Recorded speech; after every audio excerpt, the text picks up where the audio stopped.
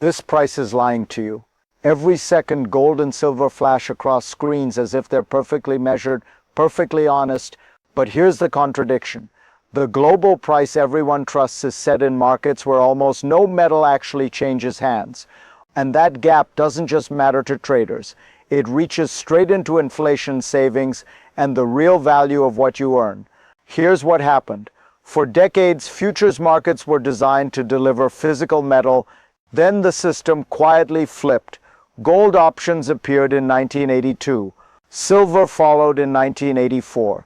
Electronic trading took over in 1992. From that point on, most contracts stopped ending in metal and started ending in cash. But here's the part nobody says out loud. A market meant to move metal became a machine that moves paper instead. That changes everything, because when price is driven by leveraged bets, not physical scarcity, the number you see can drift far from reality. And if that's true, then the calm you're being shown may be hiding a much sharper break underneath. So the real question isn't where prices are today. It's what happens when paper and physical finally collide. What you're watching right now isn't an isolated glitch. It's part of a pattern that's been building quietly for decades. On the surface, everything looks stable, prices move up and down, charts look normal, commentators talk about the market as if there's only one, but underneath a split has formed. There is the price quoted on screens, and there is the cost of actually owning metal. And those two are no longer the same thing. Here's where it gets interesting. Most trading volume today doesn't come from miners, manufacturers, or people taking delivery.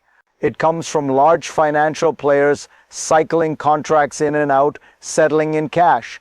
That means price discovery is happening in a place detached from supply stress, industrial demand, or physical shortages. But notice what's missing from that picture. If price truly reflected reality, it would respond when metal becomes harder to source. It would react when inventories thin. Instead, prices often fall precisely when demand is strongest. So ask yourself this: if the market is working, why does the signal seem inverted? And if it's not working, who benefits from keeping it that way? Because once you see this as a system, not a single event, the next moves start to look far less random. Here's the strong claim, and it's uncomfortable. The price isn't being discovered. It's being engineered. The fact is, today's gold and silver markets are dominated by practices designed to move price without moving metal. One of them is spoofing. That's the placement of massive buy or sell orders that create the illusion of demand or supply, only to be cancelled milliseconds before execution. The order was never meant to trade, it was meant to push algorithms. Another is naked shorting, where futures contracts are sold without holding the underlying metal at all. There's a concrete detail that matters here. In theory, the amount of gold tied to futures contracts is capped at roughly 27 million ounces. But in practice, paper trading volume regularly blows past that figure. That means claims are being exchanged on metal that doesn't physically exist. The fact is simple. An artificial supply is being created on screens. Now here's what that implies.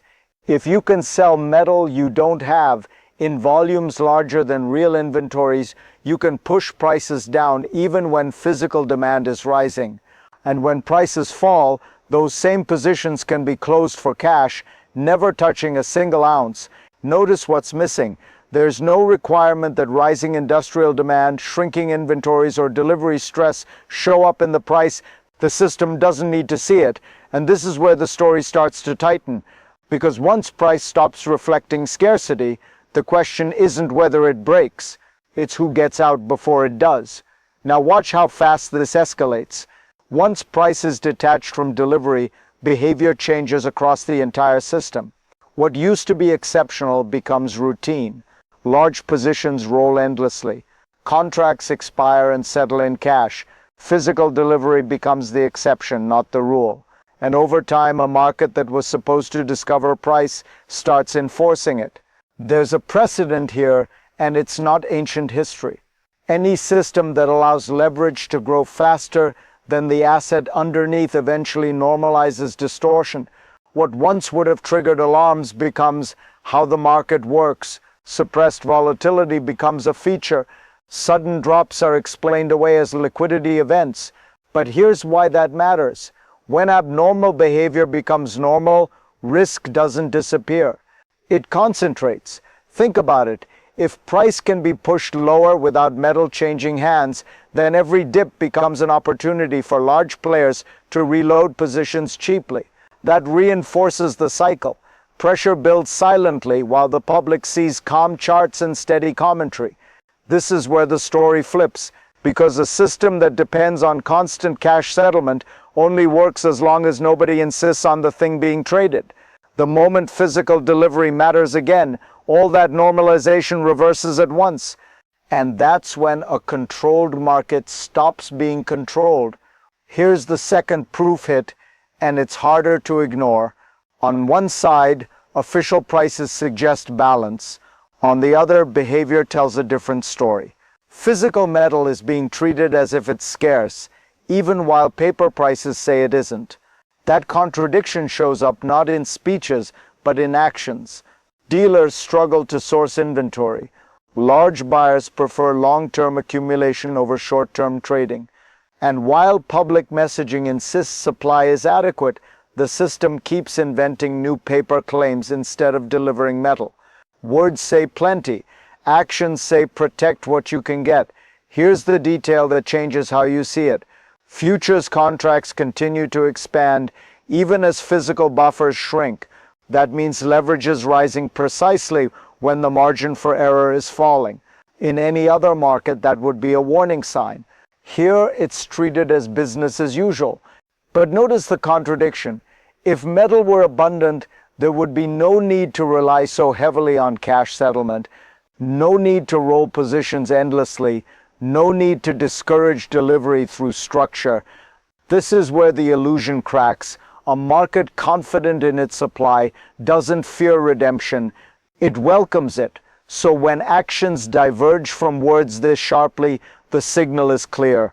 The price isn't telling you what metal is worth, it's telling you how hard the system is working to avoid finding out. Now everything starts stacking at once. First, governments quietly reclassify metals like silver and copper as critical, not symbolic, strategic. That's an admission that these materials are no longer just commodities, they're infrastructure. Then executive actions accelerate domestic mining, fast-tracking projects that used to take a decade, not because prices are high, because access is fragile. At the same time, supply chains begin to fail in plain sight. What large dealers turn away orders, not because buyers won't pay, but because there's nothing left to sell. Smaller shops are forced to buy back from the public just to stay open. This isn't volatility. It's scarcity showing through the cracks. And layered on top of that, industrial demand keeps rising. Energy systems, electronics, vehicles, none of them can substitute silver at scale. Yet most supply still comes as a byproduct of other mining. Production can't simply ramp up. Here's the pressure point. You have rising strategic demand, rigid supply, and a pricing system still pretending everything is liquid. That combination doesn't drift, it snaps. So the real question isn't whether stress is building, it's how long a system like this can absorb it before something gives. Now bring it back to you. Because this isn't about traders or charts anymore. It shows up in ordinary decisions. When prices no longer reflect availability, planning breaks down, costs become unpredictable, delays become normal, and the things you rely on quietly get harder to replace. If you're saving in cash, inflation does the damage slowly, then all at once. What bought security a few years ago now buys less time. If you're working in an industry that depends on stable inputs, sudden shortages don't announce themselves. They arrive as missed deliveries, higher bids, or projects that quietly get shelved. Here's the detail that matters. When dealers turn away buyers not because of price but because of absence, the signal has already reached the real world. That's when confidence erodes. people stop trusting availability. They stop trusting timing. They start protecting access. And once that shift happens, behavior changes fast. Buying moves forward, selling moves back, inventory disappears into long-term holding. If this feels familiar, say so in the comments, because once enough people recognize the pattern at the same time, the system doesn't get a slow adjustment. It gets a reaction. Now let's break down what's really happening here. This isn't an accident. It's a system designed to keep things flowing, just enough to avoid tipping over. But that's the illusion, because at its core, this system is built on a fragile feedback loop. The more leverage you add, the harder it gets to unwind. And as long as the system depends on cash settlement, nothing forces a real resolution. Here's how this happens. The structure relies on liquidity. That means as long as there's enough cash to settle positions, the physical market can be ignored. The problem? That liquidity doesn't reflect real metal. It reflects paper. And as long as paper can keep feeding the system, you don't have to worry about running out of the thing you're pricing. But when the paper runs dry, everything that depended on it starts to come undone. What we're seeing is an amplification of that principle.